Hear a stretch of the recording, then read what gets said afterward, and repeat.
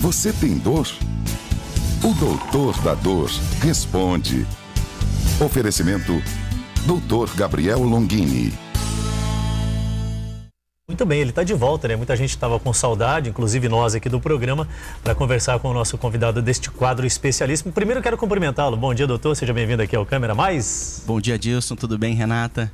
Todos os brasileiros felizes pela eliminação da Alemanha, né?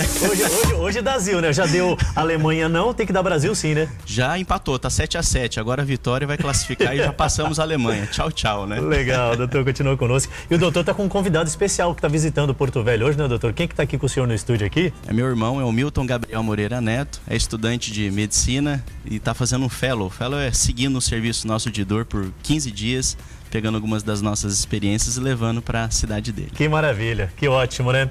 Bom, a gente vai conversar com o Dr. Gabriel, mas é daqui a pouquinho, porque especialistas da medicina em diferentes áreas, eles concordam que o sentimento é uma grande causa das doenças, né, Renata? E a gente quer saber, vamos acompanhar e entender um pouquinho mais sobre o assunto de hoje? Olha só. É comum buscarmos um médico quando a dor surge. Para os mais prevenidos, fazer sempre os exames regulares garantem melhor conhecimento do corpo e suas necessidades. Mas quando a doença é silenciosa, ou quando não se sabe exatamente de onde vem a dor, as respostas parecem simplesmente sumir. Atentos aos sinais que são a chave para tantas perguntas, especialistas da medicina em diferentes áreas concordam em um ponto: os sentimentos são também causa de grande parte das doenças. Por trás de toda dor crônica tem um componente emocional. Por mais que a pessoa seja fechada ou ela diga que não, tem. Ela é uma experiência sensitiva e emocional. Então não basta só bater o braço, bater o pé e você sentir uma dor naquela região. Tem um componente emocional. O que aquela experiência remete às experiências emocionais que você teve na infância, na adolescência, na vida adulta. Isso vai determinar a intensidade da dor. A dor física, aquela dor que você sente e que te leva ao médico. A dor emocional não, aquela dor um pouquinho mais difícil de você localizar fisicamente.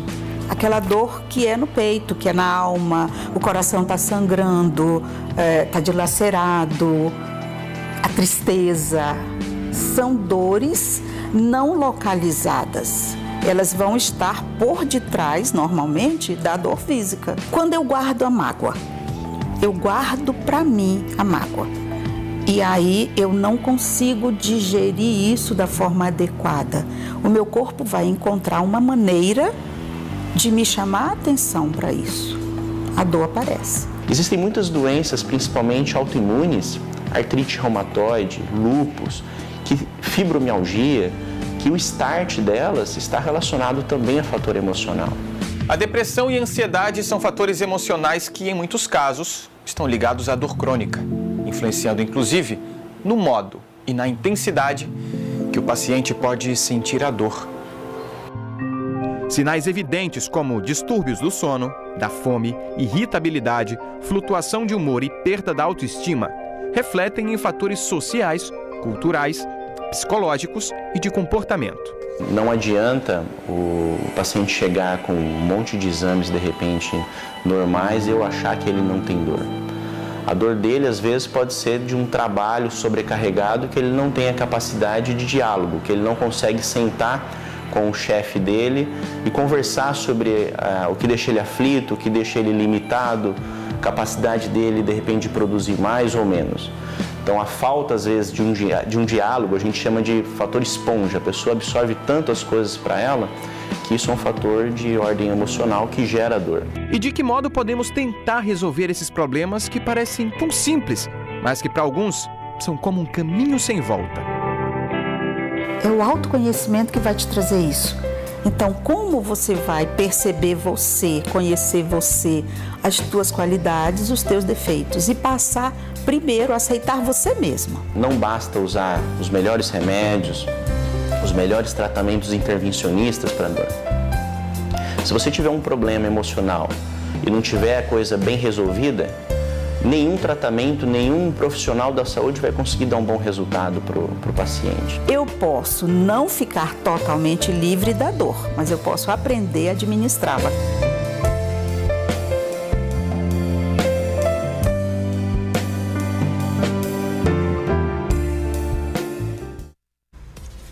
Muito importante essas informações, né, Renatinha? Vamos conversar aqui com o nosso querido Gabriel? Doutor Gabriel, a gente quer saber, então, como é que o senhor pode ajudar nesse processo de entender a origem da dor? Primeiramente, eu quero externar meu agradecimento para o Juraci Júnior. Que trabalho que ele fez, né? Ele sensacional o material. Ele é incrível, ele é um profissional que nos deixa muito felizes por ser da nossa terra, né? Faz toda a diferença. E tá na nossa casa, né? E eu brinco que pro Marlon, que também é outro apoiador do nosso trabalho, que tem que segurar o Juraci, porque ele é feito pro mundo. Esse cara vai conquistar o mundo ainda, de tanta qualidade. E também um agradecimento para a doutora Mercedes, que é psicóloga, que participou desse material com a gente e é uma psicóloga parceira do meu serviço de dor. Renata, eu acho que o ponto principal é o paciente chegar ao médico e ele saber que não existe só um componente físico, mas existe o componente emocional. O médico ele tem o dever de orientar o paciente e demonstrar esse caminho para ele de que a emoção interfere na dor. O que eu observo muito na nossa rotina é que é a falta de informação. A atuação da dor é muito recente, tem 21 anos no Brasil e vem crescendo. Então, se a pessoa identificar o conceito de dor crônica, que é uma experiência sensitiva e emocional que dura por mais de 6 meses, ela vai ver que o emocional faz parte do conceito, da conceituação de dor crônica. E não adianta nada, o que a gente fala no vídeo, usar os melhores remédios, os melhores tratamentos, se de repente aquela situação muito pessoal não for resolvida. E quantas vezes a gente consegue ver isso na nossa prática, no nosso cotidiano?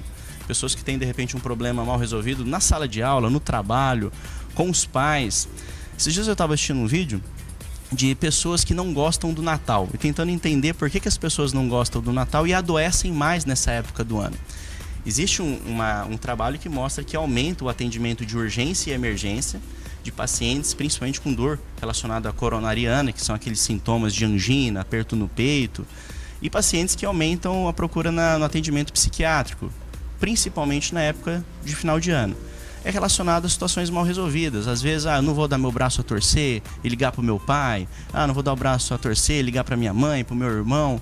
E são coisas que parecem ser tão bobas, tão simples, mas que acarretam e vão acumulando ao longo do tempo e interferem diretamente no quadro de dor das pessoas.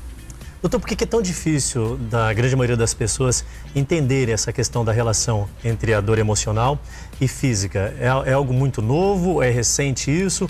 Por que é essa rejeição grande? Eu acho que existe uma rejeição muito grande das pessoas um pouco mais antigas, porque essa nossa geração mais contemporânea, ela é uma geração que ela está mais aberta a esse tipo de informação. Acho que existe muito mais, Adilson, um preconceito e uma falta de informação. Isso que a gente está fazendo aqui é importante. Então as pessoas não bastam... Eu vou dar um exemplo bem clássico. Eu acabei de brigar com uma namorada, ou a menina brigou com o namorado, ela vai ter uma dor de cabeça. É tensional. Ela está com aquela dor de cabeça por conta da tensão, do estresse da musculatura. Isso gera dor. Então imagine você que situações do cotidiano geram isso. Então o emocional não tem nada a ver com dor? Tem tudo a ver. Se o seu emocional, se sua vida não estiver bem com você vai ter repercussões no seu corpo de uma maneira sistêmica. A ansiedade, né? Também, ansiedade também, né? Às vezes você tem um trabalho ou uma decisão profissional que precisa ser tomada nos próximos meses. Isso vai deixando você aflito. Isso é com qualquer pessoa, isso não é uma doença. A grande questão que nós temos que ter, Renata, é a capacidade de lidar com a ansiedade. Como é que lida com a ansiedade? Conversa. Esse é o princípio básico, né? Se você sentar para dialogar e conversar, já é um princípio de tratamento de ansiedade. As pessoas hoje em dia têm muito medo de expor, achar que eu estou me expondo, a pessoa não precisa saber da minha intimidade. Você não precisa falar intimidade, mas eu acho que de uma maneira superficial você pode conversar e colocar os seus problemas. Afinal de contas, às vezes você pode ter a solução do meu problema num único diálogo. Quantas vezes a gente resolve problemas da nossa vida conversando com amigos? Um exemplo bobo também. Eu precisava fazer um atendimento numa cidade, mas tinham cancelado o voo. E eu falei, nossa, o que eu vou fazer? Uma conversa, eu expus o meu problema para um amigo. Ele falou, Gabriel, tem um rapaz que ele é motorista, ele faz esse trabalho. Eu falei, nossa, é isso.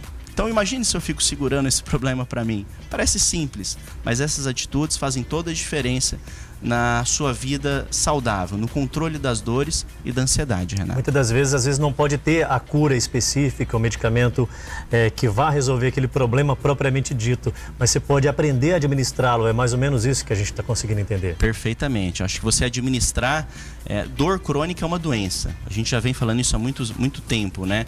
Ela não tem a cura, mas ela tem um controle, você consegue controlar. Como é que você controla? O médico faz as prescrições farmacológicas, prescreve as atividades físicas, as restrições alimentares, mas a parte emocional depende muito de você, de como você vai lidar com as situações de estresse. Eu costumo dizer também, Renata e Adilson, que um celular cai e quebra. Você tem várias formas de abordar essa situação. Você pode ficar bravo, você pode xingar, mas também você pode abordar do seguinte jeito: nossa, quebrou, nossa, vou ficar livre um dia sem celular. Ou uma outra forma: quebrou, não tem problema, vou arrumar. Então você pode abordar uma situação de várias formas e principalmente tentar ser o mais positivista possível. Você pode até esbravejar, né? Quebrou. Palavrão, é muito comum. Mas aí pensa, mas olha, vou ter um dia de folga no aparelho.